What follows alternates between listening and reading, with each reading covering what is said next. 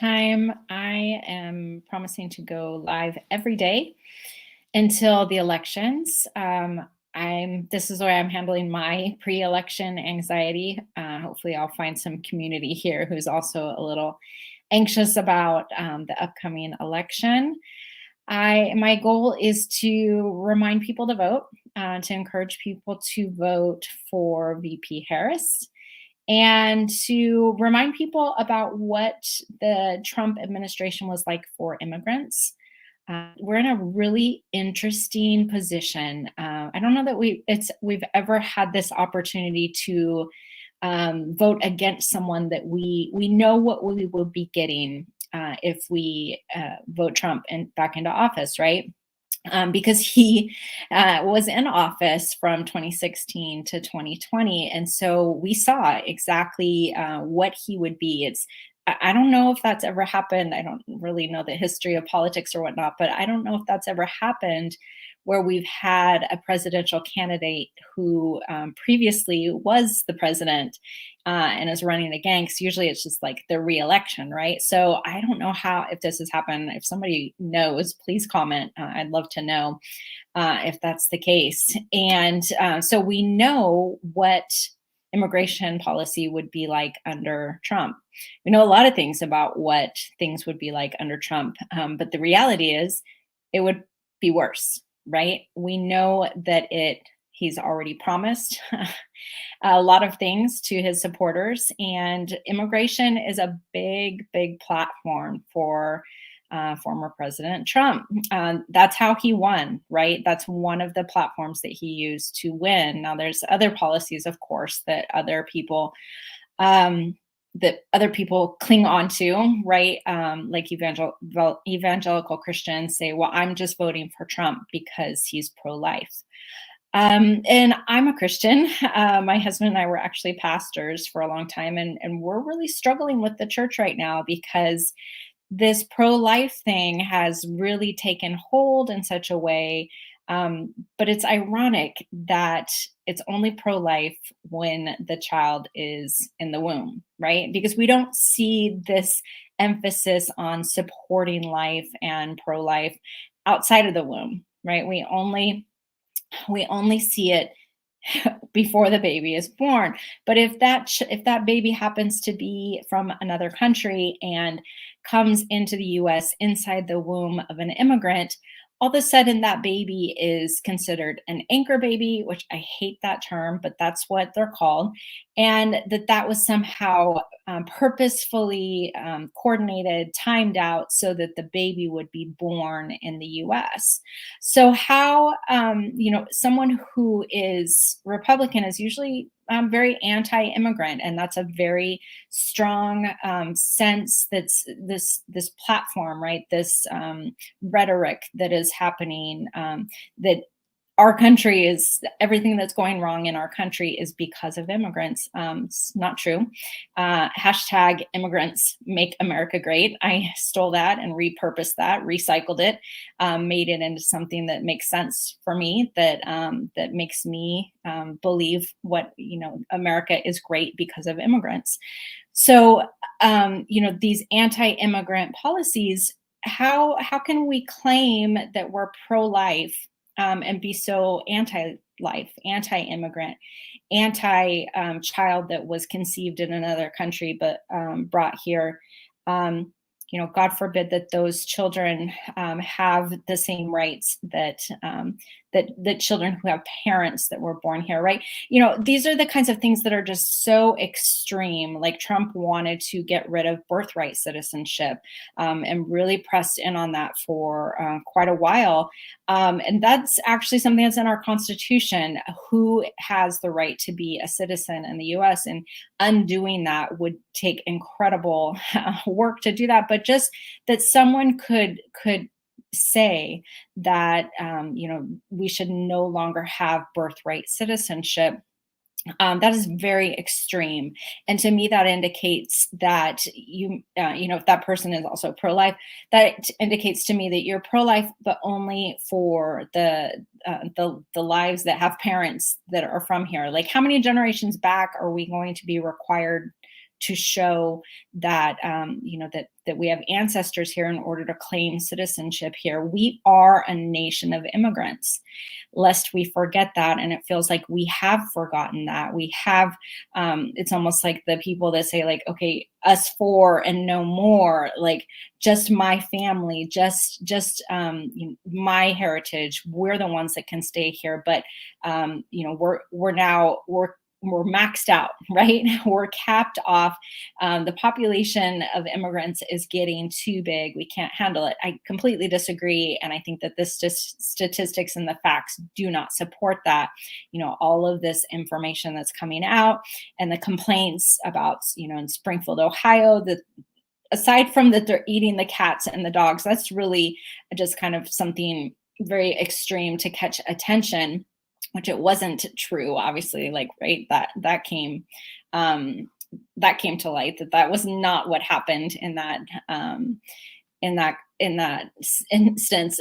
Johnny, I'm in Springfield, Oregon, so which is interesting. So I'm talking about Springfield, Ohio, right? So when this story broke about Trump saying during the debate, right, during the live nationwide presidential debate, that the immigrants in Springfield, Ohio are eating the cats, they're eating the dogs. We've seen all the memes, we've seen all the dancing or whatever. Ultimately, it is something very serious, and I took it very seriously. I made kind of a funny video about it because I'm in Springfield. But the reality is that there's this concern that immigrants are taking the resources that belong somehow to citizens. And it's really just not true. The statistics do not bear it out. The facts do not bear it out. There is plenty to go around. And the statistics and the facts do show that immigrants contribute more to the system than they take. So what does this boil down to? To me, it boils down to this fear and the misinformation that's being spread. It boils down to like a hatred of immigrants, right? Xenophobia, fear of immigrants. And it's so ironic in a country of immigrants, founded by immigrants, where immigrants make America great, that we would seem to latch onto this so quickly of being anti-immigrant. So I'm on here going live every day at lunchtime. Grab your lunch, listen, and join in. I'd love to hear if you're voting, if you've already voted. Here in Oregon, we have early voting. We have mail-in ballots, so we can vote at any point up to November 5th. We are less than 2 weeks away, so I'm committing to myself to come on here every day and encourage people to vote and talk about how President Trump, former President Trump, what his immigration policies, how they impacted my clients, how they impacted me and my colleagues. It wasn't just the immigrants that were impacted. It was the family of the immigrants, right? All of the families that were separated. Think about the children that were separated at the border. My husband memorized the statistics, but so many kids that are still separated from their parents. What would that look like if Trump comes back to office? Would that start again? I can imagine being separated from my family, from my children. And again, going back to the pro-life policy, the platform of evangelical Christians that say that they're pro-life, my question to you is like, whose life? What life? And when? Like, only when they're in the womb? Or, so these kids that were separated from their parents, like they didn't have a choice in coming here. So why did they deserve to be taken from their from their parents? And how do you justify that? I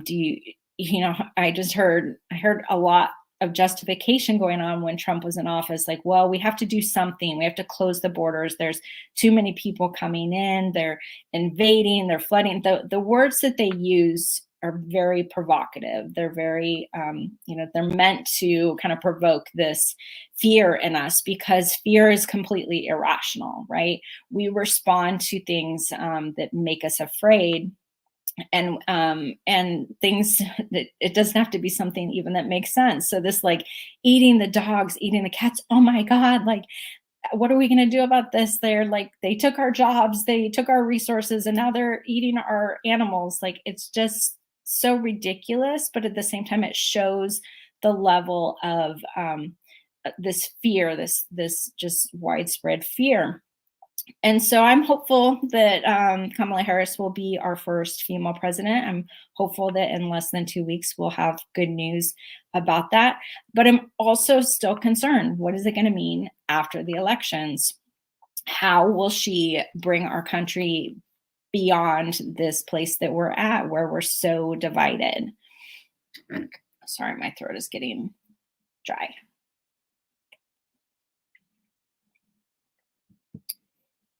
I'm curious to hear from you guys. Like, what are you thinking about? What do you think is going to happen? Do you think that there's going to be more lawsuits, like allegations of fraud? We're already hearing, like, Elon Musk, the man who creates self-driving cars, is now saying that, like, you can't trust a voting machine. Like, really? You really said that? So I don't, it's like they grasp at straws, right? Anything to cast doubt, anything to lay the foundation to be able to say, well, this wasn't fair. Even to say, like, dead people are voting, like all of these things that they said in the 2020 elections, trying to get it overturned, all of the lawsuits that they filed that ended up, being dismissed, that was not true. These things were not happening. But we're already starting to hear this, right? And I even saw an interview with VP Harris that she said her team is already, like, making preparations for what if Trump decides to contest the results, which I believe he will, right? Because he can't just, like, go away quietly. This is his last opportunity to avoid prison, to avoid all of the consequences that he's been trying so hard all of his life to avoid. And so I'm concerned. Are we going to see another January 6th, for example, like when Trump encouraged people to go to the Capitol and to take back what belonged to them, and the lives that were lost that day? It's very serious. I take it seriously. I remember watching the TV on January 6th, 2021, when all of that happened, and just thinking that, just like, in disbelief, like, this cannot be happening. And now all of the trials of the people who were there, and the convictions that have happened, I'm glad to see that they were brought to justice. But have we learned our lesson, right? Will there be more people who are willing to, do whatever necessary to make sure that the man that they want in power takes power? I'm just astounded by more and more that comes out.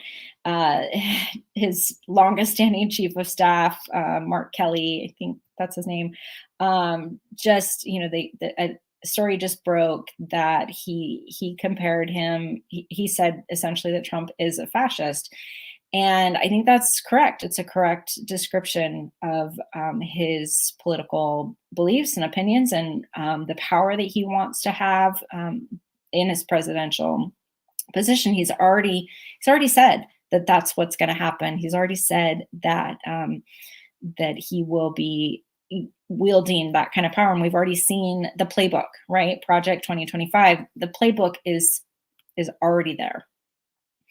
So I'm coming on to encourage people to vote and remind people that you have only until November 5th.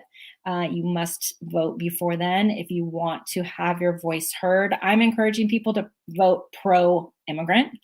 I identify as a Christian, but I also identify as pro-immigrant.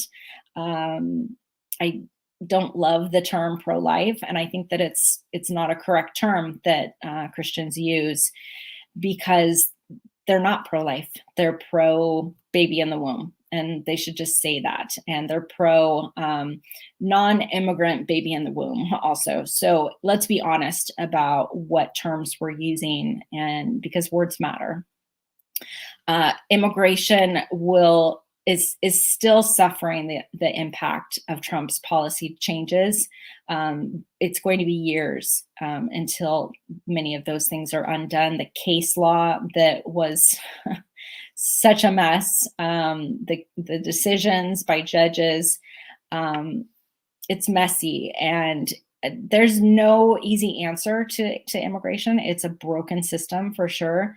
But it was made so much messier with Trump in office. So I am begging and pleading. I'm coming on here every day until the elections, just begging people to please make sure that you vote, make sure that you reach out to your neighbors, your friends, your family, and ask them if they voted. And if they haven't, make sure that they know how to vote, how to get their vote in on time.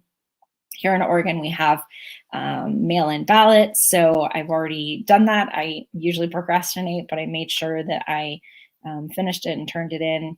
So I'm on here trying to deal with my anxiety and my PTSD from when Trump was in office, and just hoping and praying that we don't see Trump 2.0, and doing my part by reminding people to get out and vote. And also talking about what I'm passionate about, which is immigration and immigrants. And I did actually for a couple of years, I was posting on Facebook that, like, I would post about different inventions or different things that immigrants had done to make the world a better place, and immigrants in the U.S. And so through that, I began to see that, like, it's not just men, but it was women too. I'll have to go back and pull all those out, but I loved learning about the contributions of immigrants.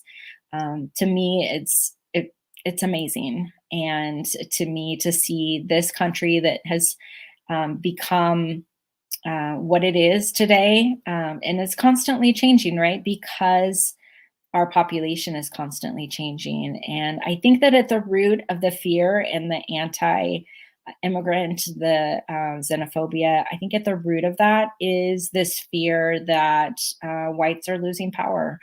And I'm white, and I'm just going to say it. I'm going to call it what it is. But white men particularly. Oh, thank you, Jose, Tammy, Alcazar, that you guys voted. Thank you. And thank you for commenting. I never know who's watching these. So when you comment, it makes me feel like I'm not talking to nobody. But thank you so much for voting. It's so, so important. This election, I would say, is probably the most important election in my lifetime for sure. And I don't know how much before then, but thank you for voting. That's why I'm on here, is just reminding people, encouraging them, and sometimes we forget, right? When Trump took office in 2016, I was shocked. I was surprised. I did not expect so many people to vote, especially so many Christians to vote. Like, all of the stuff that was starting to come out at the end about who he really was, what his character was. I was shocked that he won, and I wasn't really worried about him winning. That's why I think I was shocked, because I was like, there's no way that this man could get enough votes to win. And so when he did take office, I was like, well, it's just 4 years. How much damage can he actually do in 4 years? And it was like overnight, dramatically different, and not for the better, for sure. He immediately went to attack Dreamers and DACA, which I will never understand that decision. If there's any group of immigrants in the U.S. who has widespread support, it's children who were brought here by their parents, and instead he chose to attack that program. And because of those attacks, those lawsuits are still ongoing. We're 2024, and you still cannot file a new application for DACA. I don't know if people know that or understand that, but there are people who qualify for DACA and we cannot help them.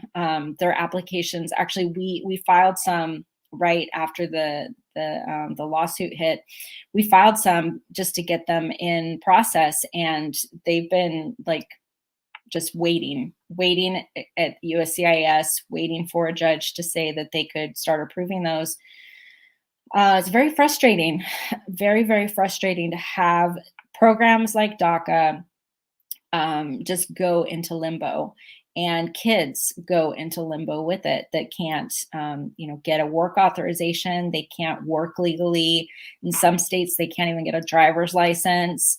They can't, so they can't drive legally.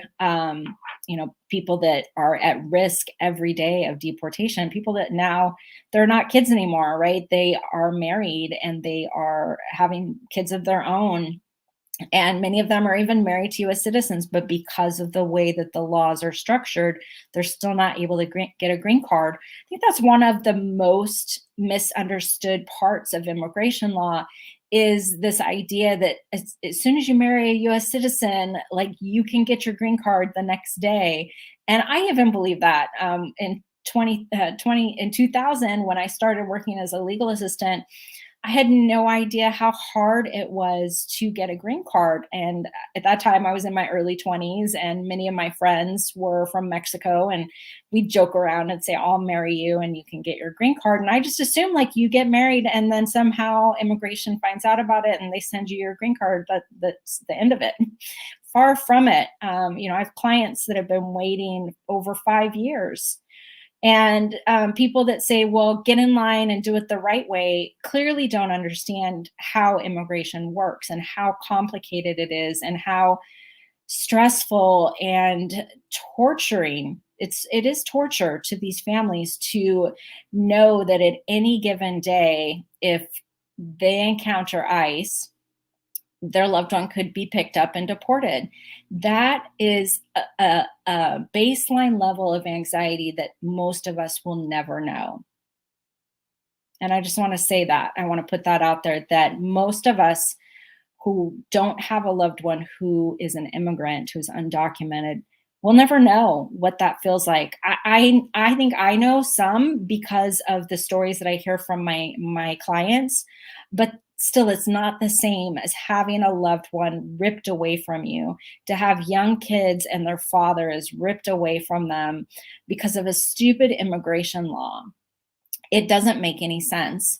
And the more that we have people in office who don't understand how immigration works, who have a baseline hatred, this just vile hatred that Trump spews every single day, lies that he spews in his rallies and his interviews every time. Now there's something new out of Pennsylvania that he's talking about, how the resources that immigrants are stealing in Pennsylvania, which is completely false. Like, every time he's fact checked on anything immigration related, he is checked, right? He has found out that he is lying. So thank you to Jose and Tammy and Alcazar. Thank you for commenting that you voted. Please join on and tell me that you voted. I'm looking for encouragement here. I'm looking to calm my anxiety. I think that VP Harris is getting so far enough votes to win. She's the predicted winner so far, but we still have like 12 days to go till the election. So it's anyone's game at this point. And I want people to vote from an informed perspective, right? I've talked a lot on this live so far about evangelical Christians and their platform.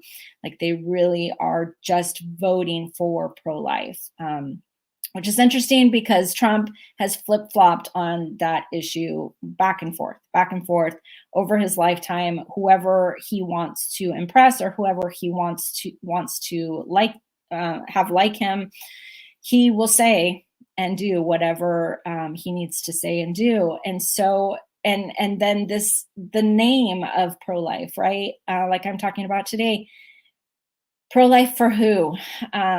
Just for babies, obviously, unborn babies, obviously, because once they're born, Like, God forbid that we give them social, welfare, food stamps, anything to help the family eat, right? God forbid that we, if this baby is born to immigrant parents, God forbid that we give assistance to them in order to create a stable home for the baby that's a US citizen. It just becomes very clear that we're not talking about being pro life.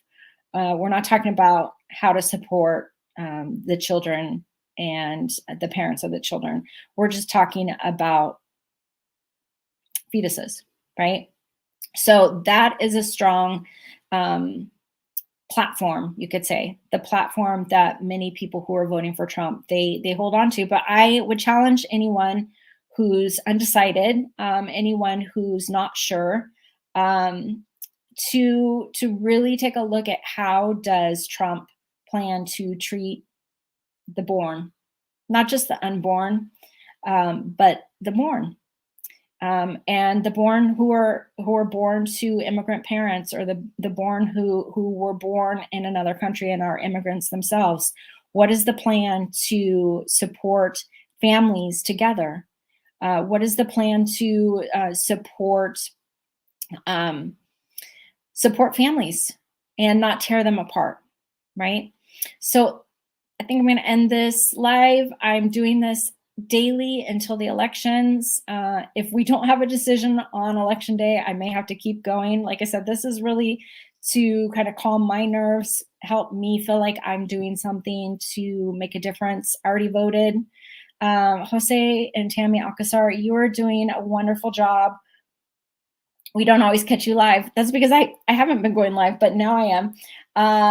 But we do watch you and agree with what you're saying. Anxiety is very hard to live with at this time and any time. Actually, I think I can show this comment. Yeah, there we go. Anxiety is very hard to live with at this time and any time. Thank you for all you do. Thank you so much. This comment means so much to me, and to know that I'm not alone. We're all going through something, right? But I think, especially right now, coming up to the elections, it's bringing up a lot of negative emotion. It's bringing up a lot of anxiety. For me, PTSD from serving immigrants during the Trump administration. So thank you. Thank you for joining me. Thank you for your support. And I will be here daily until we have a winner. And I'll continue being here beyond that, supporting immigrants and promoting my passionate opinion that immigrants make America great. So thanks everybody for joining me, and have a great rest of your day.